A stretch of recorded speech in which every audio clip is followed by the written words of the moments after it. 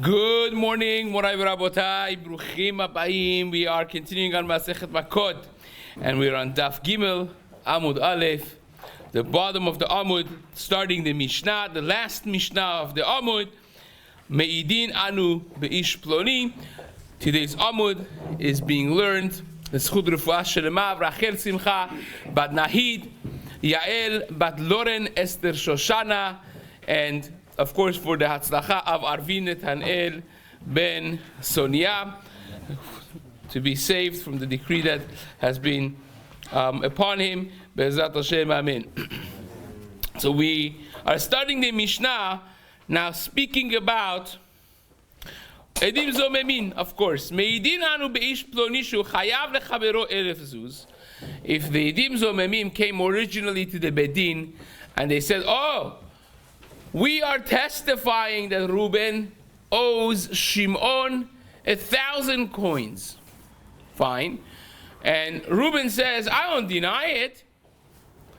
But the difference between the Edim and Reuben is that they say Reuben has to pay it back within 30 days. That's what they say. Al menat litenan lo mikan vat 30 yom. He borrowed the money to give it back within 30 days. And Reuben says, "Well, I do owe him 1,000 zuz, but the term of the loan is not 30 days, but rather is 10 years. 10 years. You're lying. I don't have to pay him back in 30 days. I have to pay him back the course of 10 years. Now,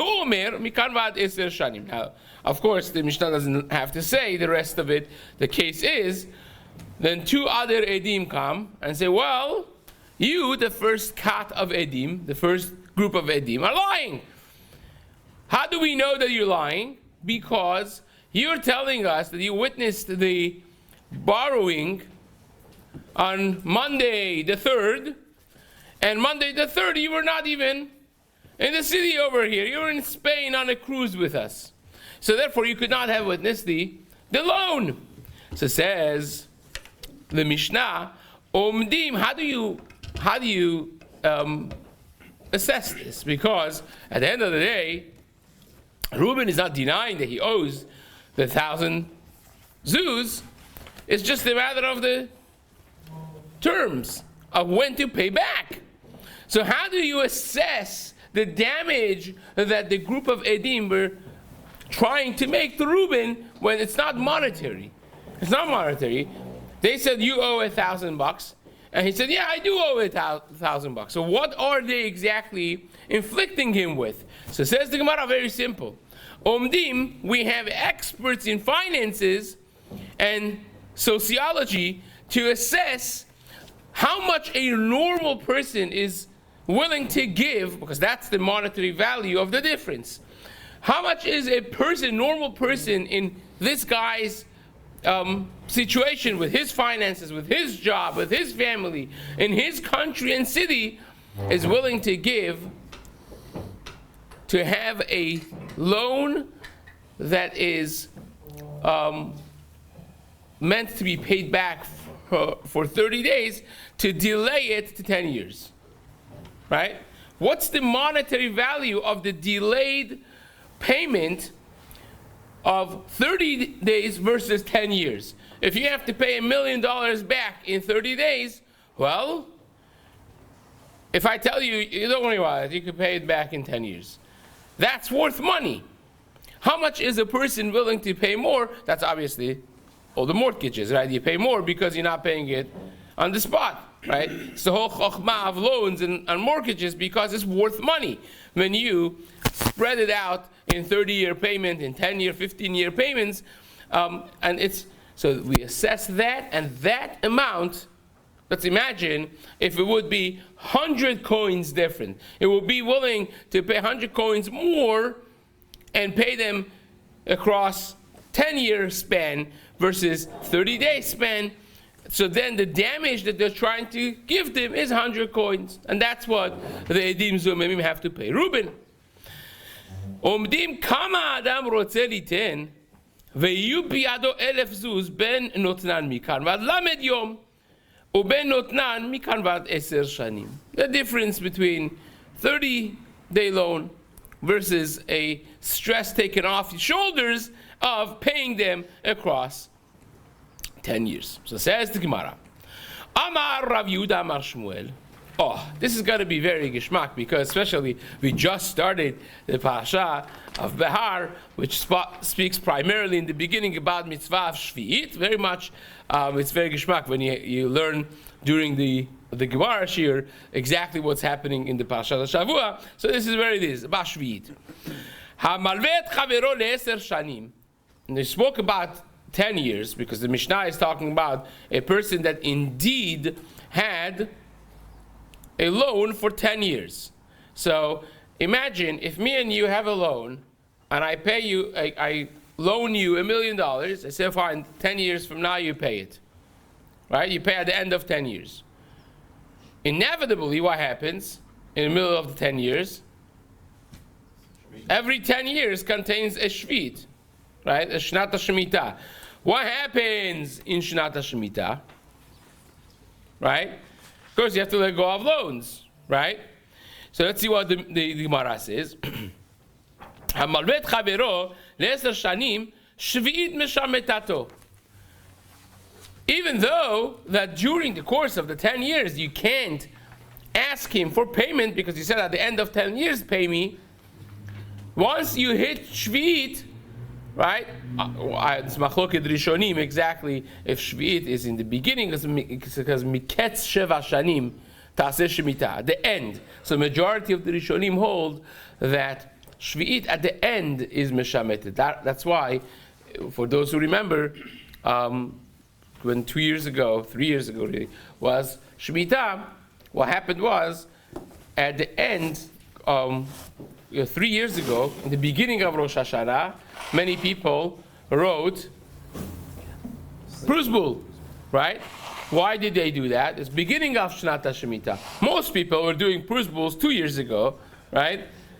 At the end of Shnata Shemitah, right before Rosh Hashanah. Because the Miketz Sheva, but there's a Shita, for instance, Ibn Ezra, others, that they hold, it's beginning of Shnata Shemitah. That's why you find some people do one Prusbul then, one Prusbul at the end, right? Or at least do it in the beginning to be Mahmir, right? Why do they do that?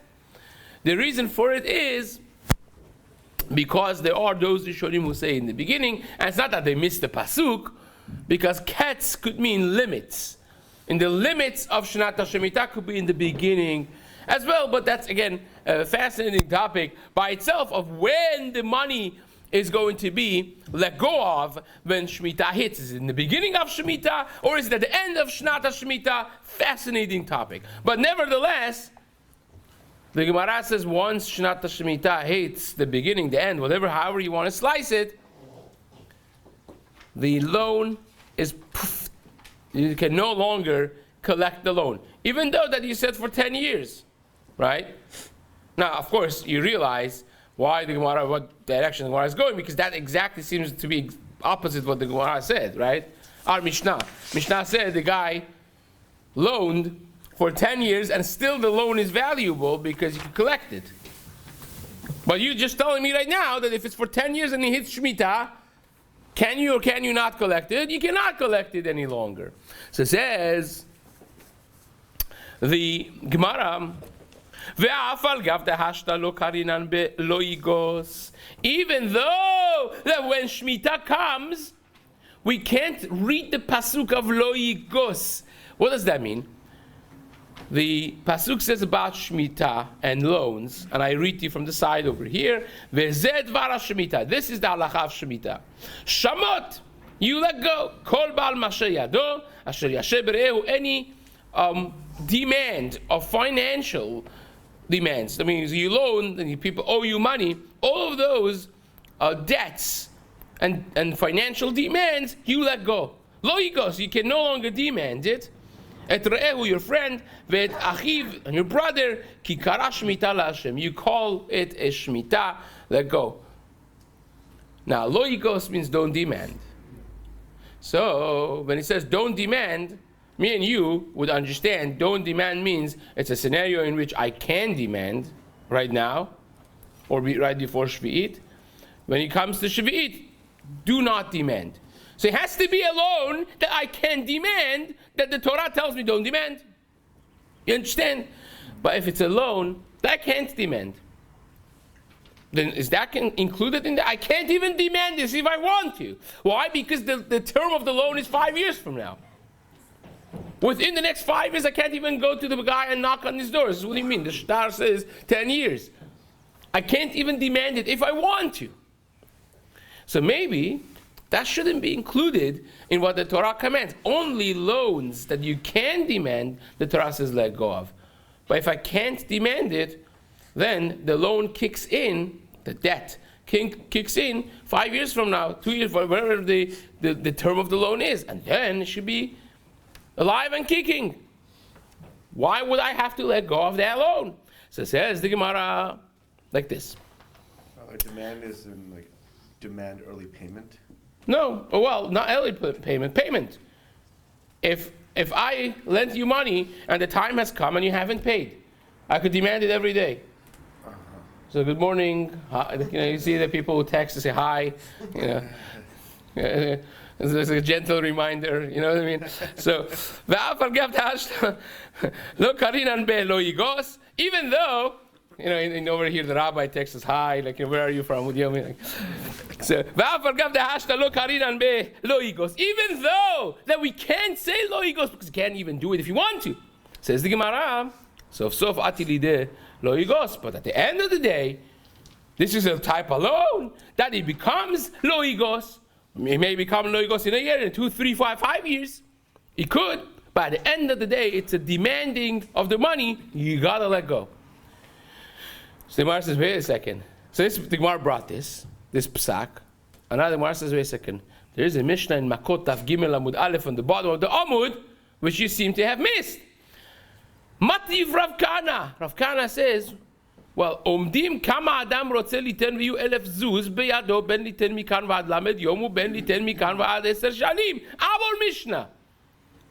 If you have edim zomemim that come and testify that this guy Reuben owes the 1,000 zuz in 30 days, whereas he really owed it only in 10 years, then they have to pay Reuben money because Reuben had 10 years to pay it, and now you're making it diminished to 30 days.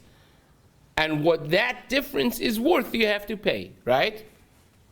Now, Rabotai, all the people who are sitting here, I ask you, if the Shemitah is going to poof the loan, then it means that Reuben never had to pay Shimon a penny.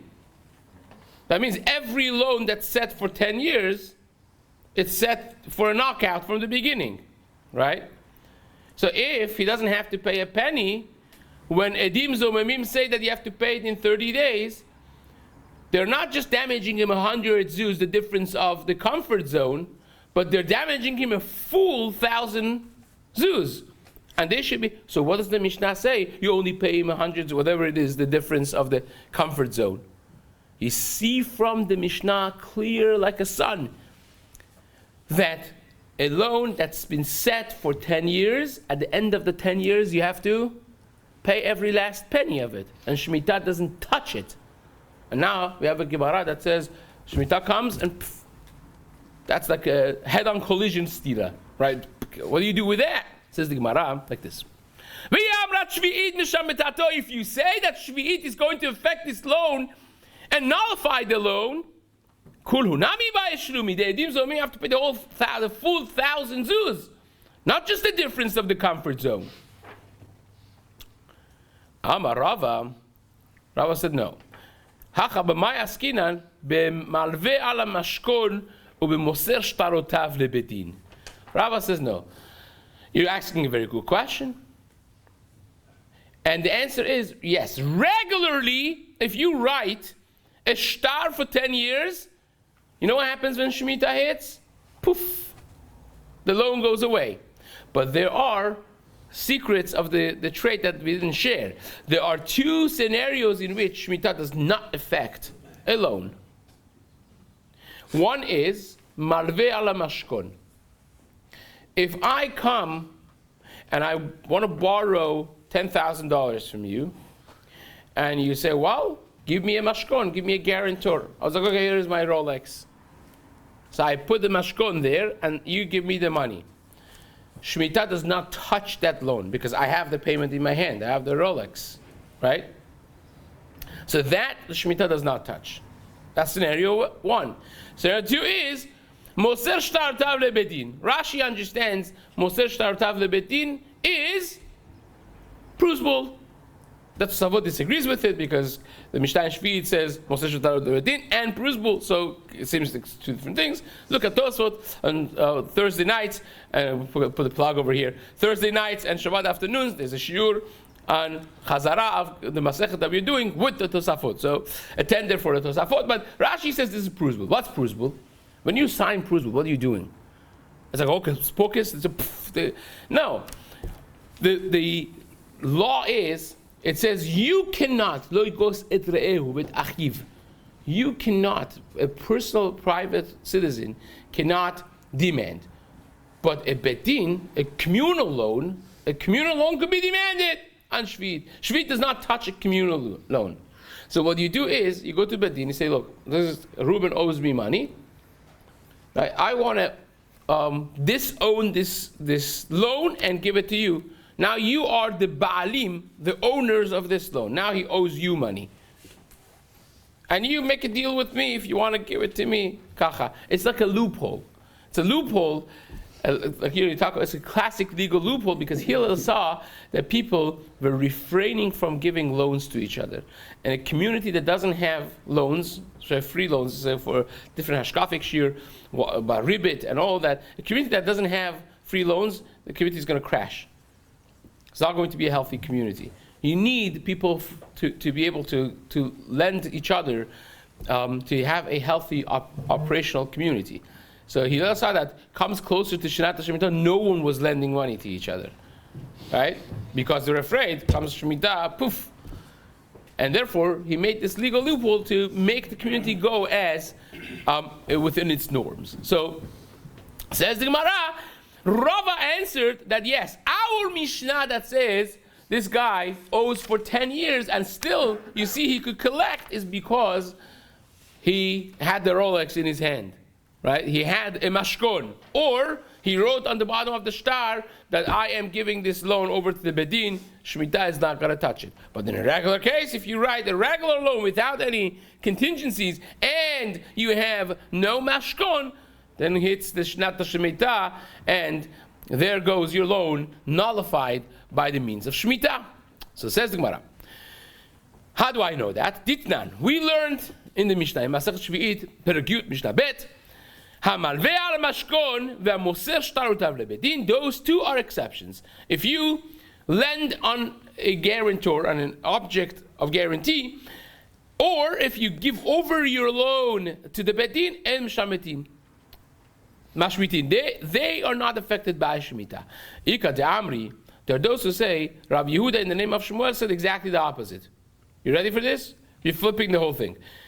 Now we learned that Rabbi Yehuda in the name of Shmuel said that at the beginning of the Mishnah, Rabbi Yehuda Amar Shmuel, take a look at the two lines up from Amud Aleph, Hamalveh et chavero le'ester shalim shavid meshametato. That's what we learned, right? Now the Gemara says exactly the opposite. Ika de Amri, there are those who say Shmuel said exactly the opposite. Amar Rabbi Yehuda Amar Shmuel, Hamalveh et chavero le'ester shalim. If you write a star and you loan your friend for 10 years, which means within the next 10 years you cannot even ask for your money back. At the end of 10 years, that's when it's due. Shvit comes, 2 Shvits come in the meantime, nothing doing. Nothing doing, because not the time for it yet. The only things that the Shvit affects is those loans that could be collected today, right before Shvit or at Shvit. When you can be yigos, and the Torah says, lo tigos, lo yigos, those are the loans that are affected. But if you can't be collecting it anyways, if you can't if you can't demand the payment, then Shvit doesn't have anything to do with that loan. It doesn't start even. It's not a non-starter. So it says, the Gemara, even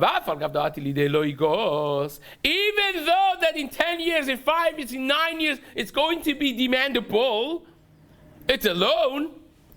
But but right now you can't say loigos. You can't say that the Torah is talking about this loan. Because Torah says, don't ask for it. I'm like, well, I can't even ask if I want to. If I can't ask right now at the Shemitah time, even if I want to, then this loan is absolved from the parsha, from the sugya of Shvit. The Torah is not talking about this loan.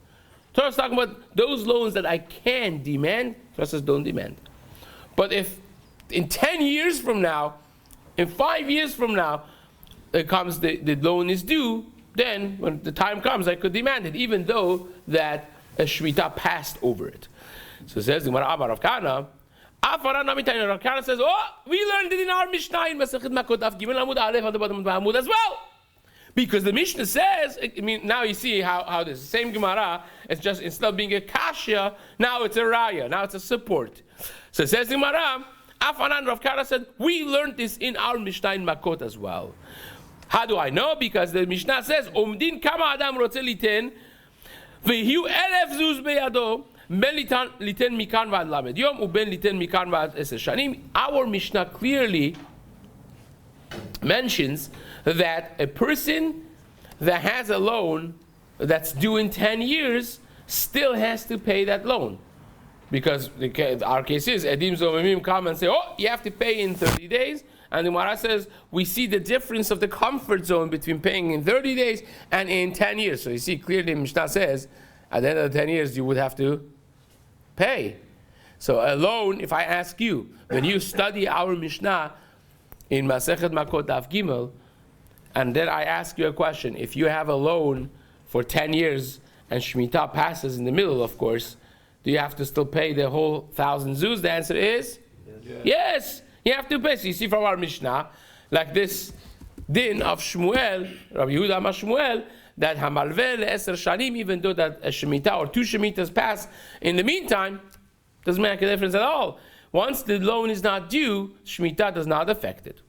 That's what Rav Kana wanted to bring a proof. Sorry? Why the back and forth if it's so clear that you have to pay either in 30 days or within 10 years? There's no... Well, because the Gemara says exactly, as we said, and he says it again now, your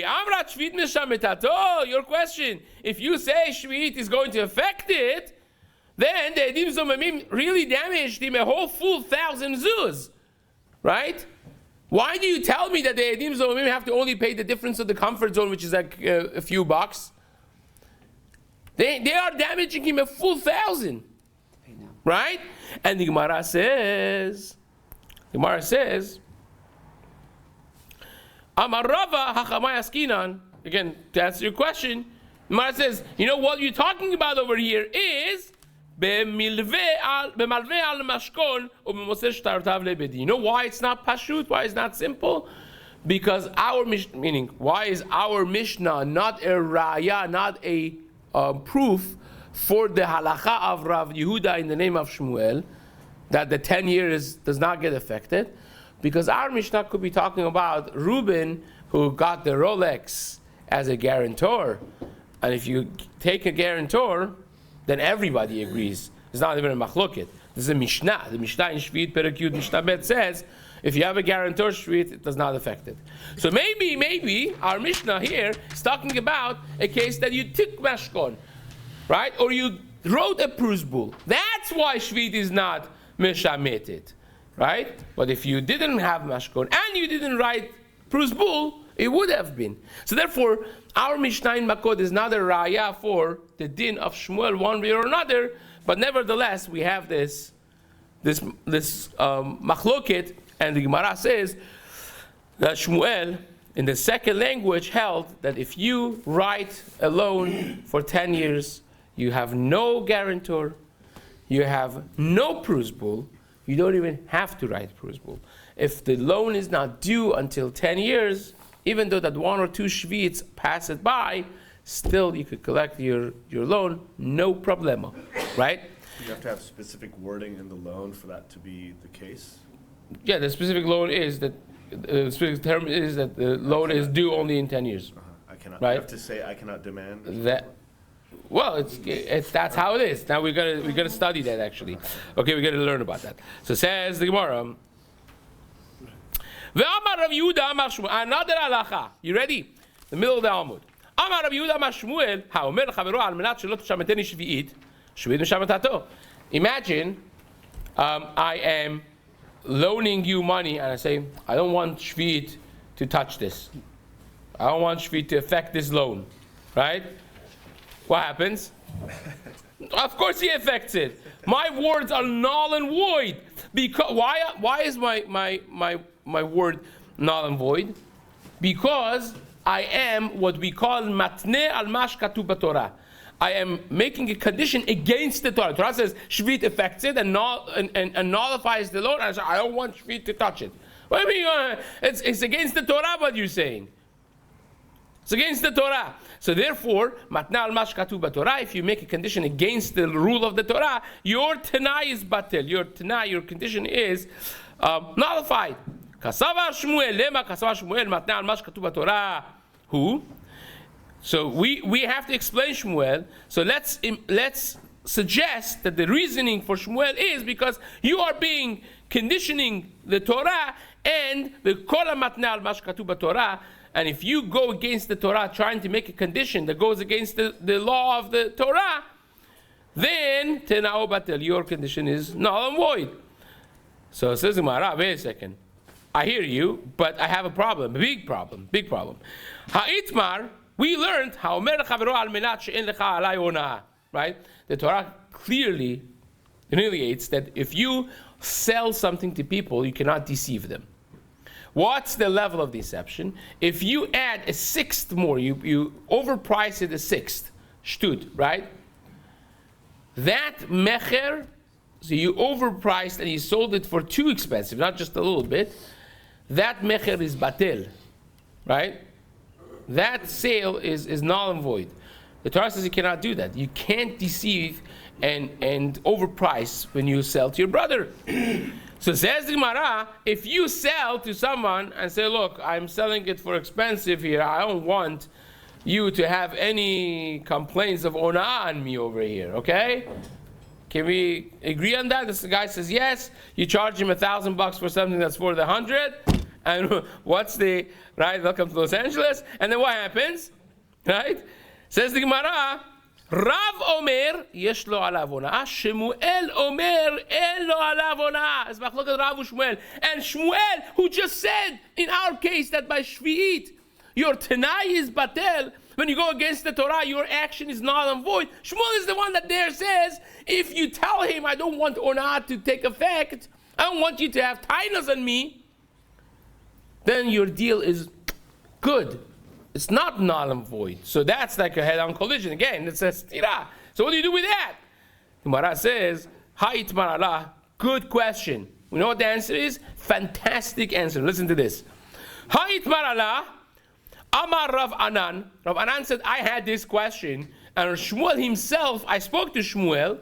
And Shmuel explained this to me. Why is it that if I sell something to you for overpriced, and I tell you I don't want you to have tainas on me, I don't want you to have ona'ah on me, I want you to be mochel, right? I am mechila, I'm overcharging you 10x, right? And that's fine. Says Rav Anan, Shmuel explained to me the pshat. Al menat, last narrow line, she'en lecha alai ona'ah. Said Shmuel, if you say, it all depends on your wording. If your wording is, al menat she'en lecha alai ona'ah, if you say, I want you to be mochel, I know I'm overpricing, I don't want you to have tainas on me, I want you to be mechila. I know the Torah says not, and I'm overpricing, right? I know that this is ona'ah, but I want you to be mechila, like, forgive me. And it's just fine, I'm okay with it, it's just fine. It's like, can I rip you off, please? Right? Yeah, so that works, right? But if you've worded it to say, I don't want this to be ona'ah, then, of course, it doesn't work. Because it is ona'ah. You can't say, I don't want this to be ona'ah. It is ona'ah. Then you're going against the Torah. If you says, I realize this is ona'ah, but I want you to be mochel. Is it okay if I overcharge you? And the guy says, it's fine with me, then it's fine. It's all a matter of wording. So says the Gemara, Same thing is with Shvi'it. It depends on your language. Hachanami, over here also. First white line. Al menat shelo tshameteni b'shvi'it. If you say, I don't want you to be meshamet me in Shvit. I don't want you to, I want you to pay me after Shvit. I realize Shvit nullifies the loans and this, but I want to still, I only loan to you if you are okay with paying me afterwards. Then, and Shvit meshametato. Then Shvit doesn't touch that loan. But if you say something that's wrong against the Torah, al menat shelo tshameteni Shvit, if you say, not al menat shelo tshameteni b'shvit, but you say al menat shelo shvit, that Shvit shouldn't affect this loan. What do you mean Shvit shouldn't affect this loan? That's what Shvit does. Shvit affects the loans. If you say, I don't want Shvit to affect this loan, you're going against the Torah. Then your words is null and void, right? But if you say, I realize that it affects it, but I don't want you to take that seriously, I want to be paid back, and you say, fine, that loan is not going to be affected by that, and Bezrat Hashem will continue this in the days to come. Hazak Baruch.